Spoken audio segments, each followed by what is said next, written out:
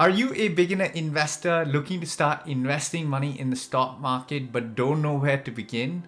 Or maybe you've been investing in specific stocks but have found the whole idea and concept of picking stocks extremely frustrating? In this video, I'm going to be talking to you about the concept and idea of investing in index funds and why in 2022 it may be more sensible to invest in index funds rather than a specific stock.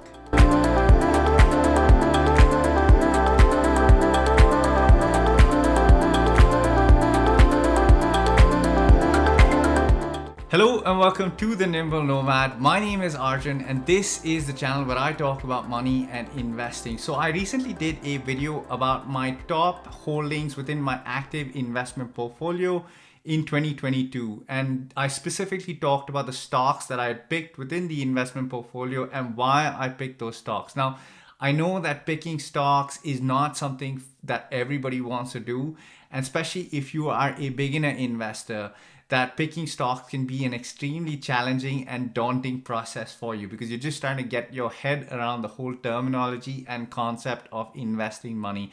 And most people are fearful of investing money in the stock market because they're really worried about the fact that the stock market can crash and they can lose all their money. So this is where the concept of investing in ETFs and more specifically passive index funds comes into play. Now, I don't want to go into a whole rapture about investing in index funds because there are plenty of videos out there on YouTube about this, but I do want to talk about investing as a beginner and why investing in index funds may make more sense. So if you don't know what an ETF is or the concept of ETF, an ETF basically stands for exchange traded funds. Now, think of this as basically a shopping basket that you're going to go into and fill up with assets from the stock market. It's the same thing as going to a supermarket and buying different ingredients so you can make a dish which eventually you can consume at the end of a meal. So the whole concept is similar, but the only difference is that you're building your investment portfolio here. So ETFs are like a shopping basket that can comprise of different assets. So they can include stocks, they can include bonds, they can include specific indices aligned to commodities, and basically they can even be a mix of everything that I've just talked about. And the whole concept is from an ETF perspective is broken down into two parts. So one, you have actively managed exchange traded funds.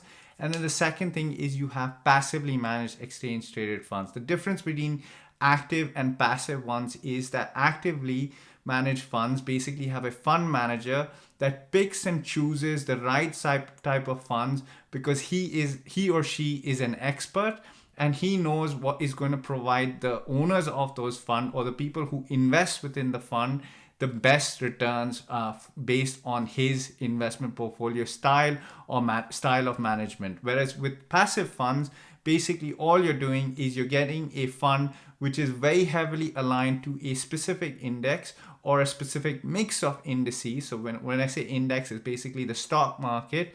And all that the fund does is it basically tracks the index up and down each time the stock market goes up or down. So what does this actually mean for you? If you are a beginner investor and you are looking to start investing, in my opinion, you should definitely be starting to invest with an index fund. And the primary reason for my views on this are one, because index fund investing gives you a broad diversification, not only from which asset you're investing into, because investing into an index fund means you buy into the entire stock market or the entire index. So you get an exposure to a broad set of sectors and companies. And not only that, index funds allow you to diversify into different geographies. So you could be investing into a global index fund, which basically tracks the world's global indices based on proportions of their market sizes or the stock market sizes. And this ensures that your investment is never ever concentrated in a single market or a geographical location or an industry sector or a company. The other aspect, which actually addresses the point that I made at the beginning of the video, which is a lot of people have the fear that when you invest money, your capital is at risk. And whilst this actually is true, a lot of people fear that they'll always get less than they put in. And with index investing, you always get the market average return. So no matter how much money you put in, whatever return that you're going to get is going to be the market average. Now, obviously, this depends on which index you invest in or which index fund you actually invest in. But the average return is guaranteed because you are basically buying a piece of an entire stock market. So if you are interested in investing, and this is where I want to talk about this new investment platform called Wealthyhood. If you've never heard of Wealthyhood, Wealthyhood is a new investment platform that has started up here in the UK, and they're basically a Vanguard style investment platform. The platform actually is very similar to Vanguard in the fact that it actually gives you access only to ETFs or exchange traded funds to invest in.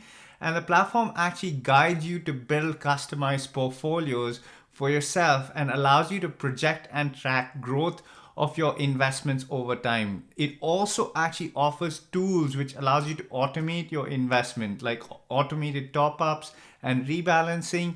And the best part is their pricing is actually on par with Vanguard. So they actually offer a wide variety of ETFs and index funds. And of course, they include Vanguard funds, but they don't actually charge you any transaction fees. And their basic account just costs £1 per month. So you can actually start investing with as little as £10 per month. And if you want to sign up with Wealthyhood, I have a link in the video description and the pinned comments. So if you want to check them out, go ahead and click that and sign up, and you can start investing as quickly as 10 minutes after you sign up. Now, I know that I recently talked about my active investment portfolio, but when I first started investing, a large proportion of my investment portfolio was actually invested into passive index funds. And I honestly think that in the situation that we are in 2022, where there's so much uncertainty in the stock market, where stocks are crashing on a day-to-day basis because of the volatility and the general market sentiment, I honestly think that investing in index funds may be one of the most smartest things to do, especially if you are a beginner investor. If you are an experienced investor and maybe you already have a significant proportion of your investments into active investments where you actually invested in specific stocks, it may be a good idea to diversify some of your investments and have a proportion of your investments invested into some of the index funds. I'm not saying that this strategy may work for everybody, but it is something to consider. So I personally do invest into index funds, and there is a proportion of my wife's and my assets where we basically take a set amount of money every single month and we deposit it into index funds. Now, the purpose of this investment is that it's going to be super long-term investment. So it has an outlook of 30 to 35 years, intended to be used post-retirement for us to basically live off of. And then the second aspect, the way I actually invest, is for my 6-month-old daughter. So I actually have a college fund that I started, I think, a week after she was born. And the primary purpose of my investing into that is through the power of compounding and the compounded rate of return that I get through index fund investing. I'm expecting that the pot of money that I set aside for her will be available when she turns 18. And it will help to pay for those tuition costs, which can be exorbitant when she goes to university. So that's the way I'm personally investing in index fund investing. It's not something that everybody should be doing. It depends on your personal circumstances. But if you did find this video helpful and it did give you some guidance and advice on what you could be doing with your investment portfolio, please consider subscribing to the channel and giving this video a like, and I'll see you in the next video. Goodbye.